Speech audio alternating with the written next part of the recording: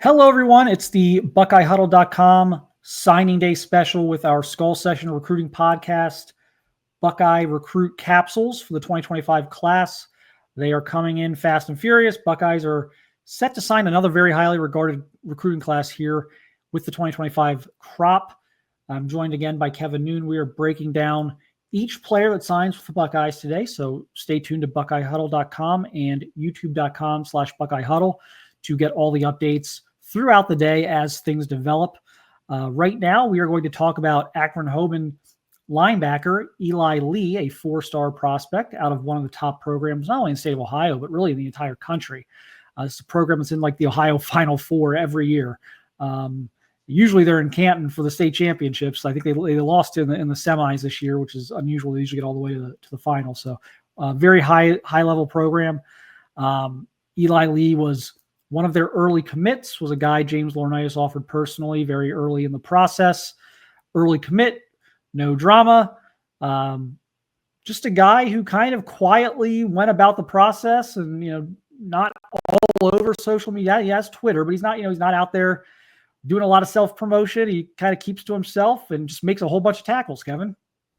Yeah, and that, you need players like that. You need volume tacklers, guys that are just going to do those types of things. And as for, himself as a recruit, I mean, not everybody is going to be out there and leading the recruiting effort. But it's not like Eli Lee was like antisocial and did not come out for, games that were not like his official visit or anything like that. It's just that that was not necessarily his thing. And I think he leads by what he does on the field. And, is that to sit there and say that he's going to be as non-vocal as like a Tommy Eichenberg? No, I've heard Eli talk. I mean, it's not going to be a Tommy Eichenberg situation, but when we pop his tape up here in a second, you'll see why James Laurinaitis liked him so much. And, it was fantastic that he was right here in the state of Ohio and you didn't have to go far away to land a talent like this. Yeah, he was very involved in terms of visiting Ohio State, and I'm sure talking to recruits while he was on campus and behind the scenes. I'm sure he was involved. Just not one of those guys who's like constantly on Twitter or Instagram, kind of just let his play do the talking in terms of all that. But someone who I first saw, I think, a sophomore year, I saw him very early in the process. If you told me he had like 500 career tackles at Hoban, I'd probably believe you. I'm sure it was actually probably in that ballpark. I know the one year he had like 150. So just a guy who makes a lot of plays. So let's roll in the tape here. And again, just he finds the ball. He can cover. He's not just a guy. He's not only like a old school Mike linebacker. He can make plays in space. He can cover. But he can blitz. There he comes flying through the A gap. He can run plays down. I thought he really improved his like quickness. Like you're not going to go from like being like a 4.7 guy to a 4.4 guy, like no matter how hard you work, but you can improve like little things, like your quickness, your change of direction. I thought he did a great job of that. I thought he really worked hard at just that sideline to sideline quickness and just becoming a little more explosive. I think that showed from sophomore to junior and junior to senior year, but he obviously arrives with bad intentions. And again, he can blitz, you can send him through the A-gap, he can blitz on the outside.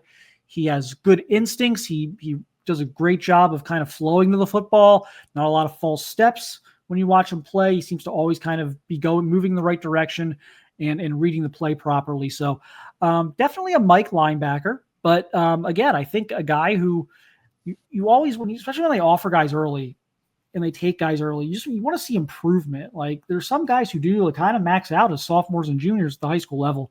I thought Eli continued to improve throughout his high school career.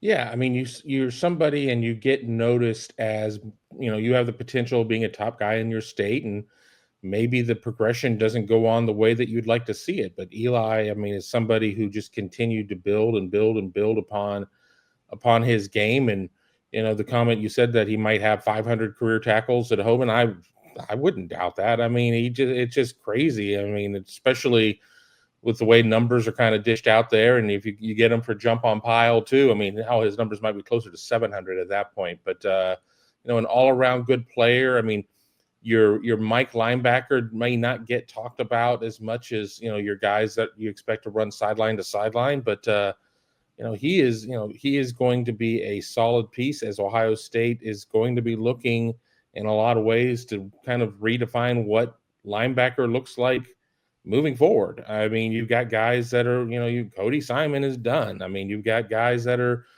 coming up into their money year and things like that. So, I think we could see Eli, in a backup role year one, and he could be vying for a starting role in year two.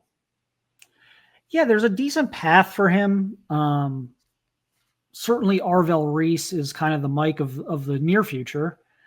And then, what they decide to do with Peyton Pierce, whether he would play next to an Arvell Reese to get them both on the field together, whether Peyton Pierce is simply going to play behind Arvell Reese.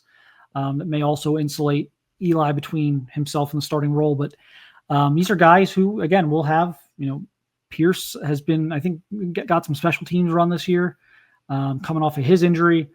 That's where I could see Eli Lee making an early impact. I think he would be a really good special teams player. I think he could do that early in his career. And then again, you've got not so much in front of him that it's impossible to see him playing as a second-year player, but enough in front of him that doesn't also scare you, where it's like, oh, you got better be ready to play year two, because if you're not, we're in trouble. Like they have some other guys there too. So it's a nice situation for him to come into. I think James Laurinaitis probably saw some of himself in Eli Lee in terms of kind of being like at the beginning of the process. He did get bumped to 4 at some point by at least a couple of services, I believe, but was a 3-star prospect when Ohio State offered him. Just a guy who goes out there and kind of makes plays. I think Laurinaitis could probably have some appreciation for that, given what he was coming out of high school. But this was a really nice pickup. I think when we look back on this recruiting class, there's a lot of really good things about this class. And we can talk about like Tavian St. Clair at quarterback, and we can talk about Devin Sanchez and like being 5-star national talent. We can talk about all that. But I think when you talk about the different position groups that Ohio State signs in this class, as we look back in 2 or 3 years, I could totally see a scenario where we look back in 2 or 3 years and the linebackers were one of, if not the biggest strengths of this class. Yeah, I don't disagree. I mean, I'm going to wait to see the ink dry on everybody before I, go and circle who's in and who's out. I mean, crazy things have happened, but even when Ohio State was just sitting with Eli Lee, I'm like, I think this class could end up being pretty good. And then you start to add some other names to the list, and it's like, rounds into shape. And I think that we do have drafts where we're like, this is going to be the big cornerback draft, or this is going to be the big 2026 is going to be the big, offensive line recruiting class. It better be. I'll say that it better be. But yeah, I think that we could look back here in 800 days and be like, yeah, I think that class of 25 really was kind of a turning point as to where they've been in linebackers. And that's not to say Peyton Pierce is a tremendous linebacker. I mean, they've gotten some linebackers, but people have been also quick to point out that they haven't gone out and gotten a Raekwon McMillan. Well, not a lot of Raekwon McMillans to begin with. So, you just have to you kind of have to roll with it. Yeah, I thought the linebacker room showed good progress this year on the field. And I think that could continue with another year from some of these guys and another year of development. So I think James Laurinaitis has done a pretty good job early on, and he certainly showed his recruiting chops with this class being his first kind of full class as kind of being the main guy in charge of it. So very positive stuff going on, I think, right now in that Ohio State linebacker room. I think the future looks pretty good there. As far as, again, where these all fit together from, these pieces all fit together, I think they've also done a good job here, assuming we don't have any surprises, in getting linebackers to complement each other.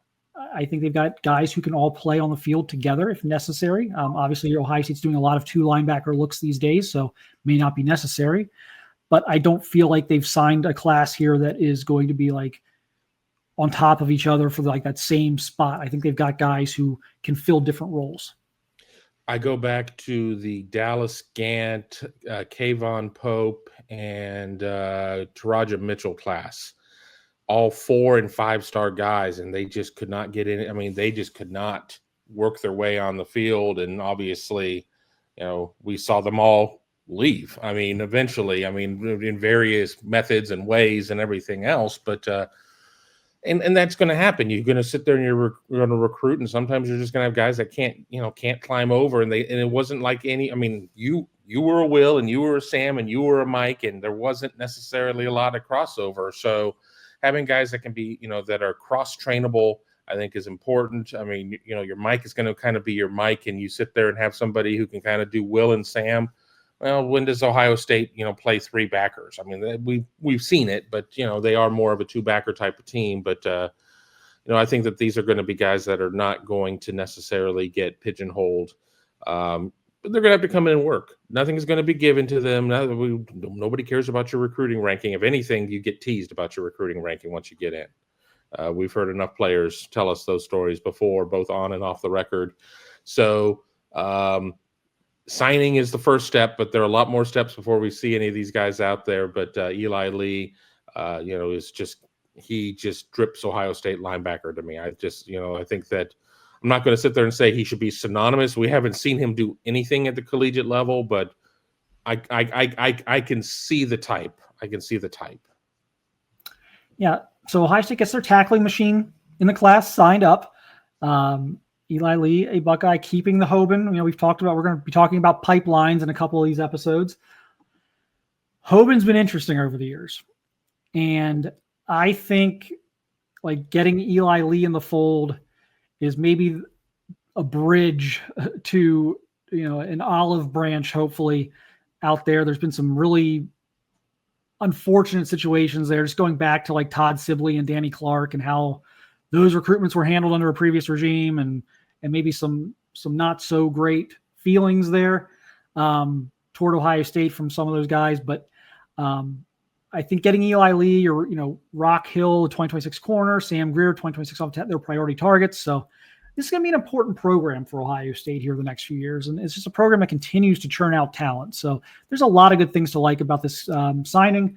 And we'll be here to cover it all today on BuckeyeHuddle.com and here at YouTube.com/BuckeyeHuddle. Head on over to the website, $4.99 for your first month, which will take you all the way through the second round of the new 12-team college football playoff. We'll see how the Buckeyes do and what the draw is here in less than a week. But until then, check us out over the website, and we will look forward to getting back here with you very shortly with another capsule.